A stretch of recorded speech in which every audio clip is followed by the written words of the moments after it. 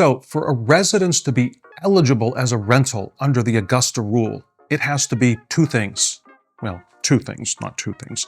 It has to be two things, a dwelling and a personal residence. We're going to cover dwelling first, but remember, you have to meet both criteria. What's a dwelling? A dwelling is a place where you can sleep, prepare meals, and, get rid of the meals. So it has to have cooking and toilet facilities as well as sleeping facilities.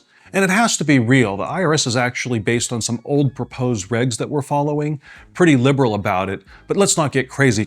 Maybe a little crazy, but not too crazy. For example, if you have a sleeping bag, a bucket, and an MRE from the military that you can cook on its own, and you throw it under a tent, is that going to qualify?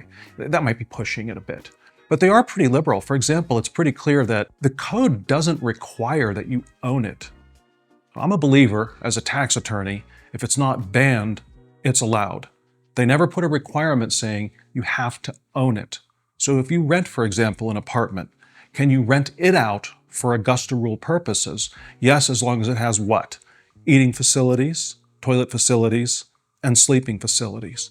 Finally, your home or condo might have more than one dwelling unit. For example, if you have the classic mother-in-law suite, what is that? It might be the basement, it might be part of the structure. It doesn't have to be separate from the building. It could be a duplex, for example. But if you have, let's say, in the basement, a separate place that has its own eating facility, toilet facility, sleeping facility, and it's got a little bit of separation, a door or something that separates it from the other dwelling unit, the rest of the home. This would be your classic mother-in-law suite. You actually have two dwelling units in the same structure. So for a property to be a legitimate Augusta Rule rental, we need it to be a dwelling, but we also need it to be a personal residence. Now, to be a personal residence is really easy, and that's on purpose, because normally having a personal residence under the code section we're dealing with is bad. We won't get into why. It just has to do with limitations if you're renting the property out for more than 14 days per year. That's not our situation. We're going to be 14 days or less. So all these things that make it really easy to trigger personal use help us. What makes a personal residence a personal residence? For purposes of this rule, because I need to point out, in the code, they use the word personal residence all over the place, and each time they define it differently. So this definition only works for the Augusta Rule. What is a personal residence? You use it for 14 days or more per year for personal use. Let me repeat that. You use the property for 14 days per year or more for personal use. The obvious example of personal use, you stay the night. You stay 14 nights, you got your personal use. If it's a dwelling unit as well, it's Augusta eligible. There are other ways to qualify without you personally staying there. First one, if you have any co-owners. So let's say Bob and I, even if Bob and I are not otherwise related, for whatever reason, Bob and I own the property. It can be 50-50, it can be 40-60, it can be whatever. I use it for 7 nights to stay at and sleep at. Bob uses it for 7 nights. 7 plus 7 is 14, we got it.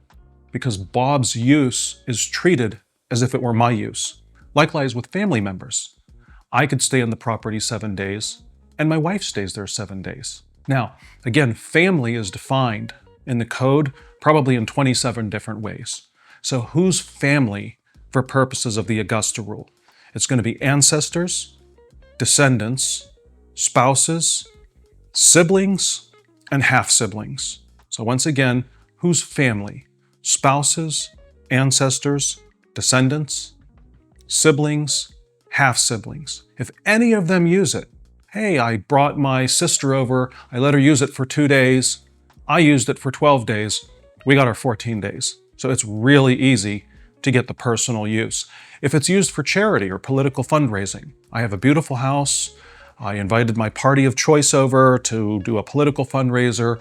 Maybe we did a charitable fundraiser, we had an art auction, whatnot. That counts as personal use. Swapping houses. There are apps online, there are websites where I have a beautiful house in the mountains of Ashland, North Carolina, and I swap it for use of a house in Paris, and the Parisian people come and use my house, that's counted as personal use. In other words, I'm using their house in Paris, they stay in my house in Asheville, their time in my house in Asheville counts as personal use. Why? Because I'm using their house in Paris. So it's really easy to get personal use. Let me give you another way. Anybody you rent to at below fair market value.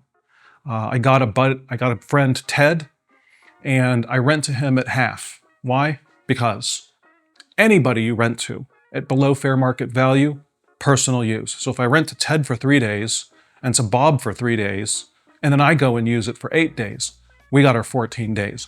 Now, when it comes to renting to someone else below fair market value, I'm pointing it out because that qualifies as a personal day, and I want you to know the rules. Do I recommend you do that? No, because it takes away from you the days that you can rent to your business. You can rent for up to 14 days tax-free. The object typically is to rent to your business for those 14 days. Let's say you rent for 2 days to Bob below fair market value. You used up 2 of your 14 tax-free rental days. You may or may not want to do that. So I just want to point out, renting below fair market value helps you qualify as a personal residence, but you may not want to take that venue. Now, if you rent to family at full fair market value, it does not count as personal use. So let's say I rent to my daughter, she's my descendant, so she would count as family under this definition. I rent to her at full fair market value, does not count as personal use. So be aware of that. Now, if I rent to her at below fair market value, if I rent to anybody at below fair market value, it counts as personal use. So you take all these categories of personal use. Let's review the categories. My personal use by family, renting it out to anybody at below fair market value, use for charity or political fundraising, use for house swapping. All of that counts as personal use. Use by a co-owner. All of that counts as personal use. Add it up. If it's 14 days or more per year, you got yourself a personal residence. If it's also a dwelling, you have an Augusta Rule eligible property. And by the way, this can work with more than one property. My wife and I stay in the vacation house for 14 days, and we stay in the home for 14 days. Each one of those counts as a personal residence. You can have more than one. And for the Augusta Rule, that may actually be a good thing. It opens up the ability for your business, once they rent one of your personal residences for 14 days, if you can set up more legitimate, emphasis on legitimate, rental days, you can do it with other properties. We keep hearing 14 days a lot. Let's be clear. You can rent out an Augusta eligible residence, so a personal residence that is also a dwelling. You can rent it out for up to 14 days, tax-free. But to make a dwelling into a personal residence, you need at least 14 days or more, and you typically easily get more, of personal use. So the number 14 is just a coincidence, but remember, when you're renting it out to the business, it's up to 14 days. When you're deciding, is this a personal residence, you need at least 14 days of personal use.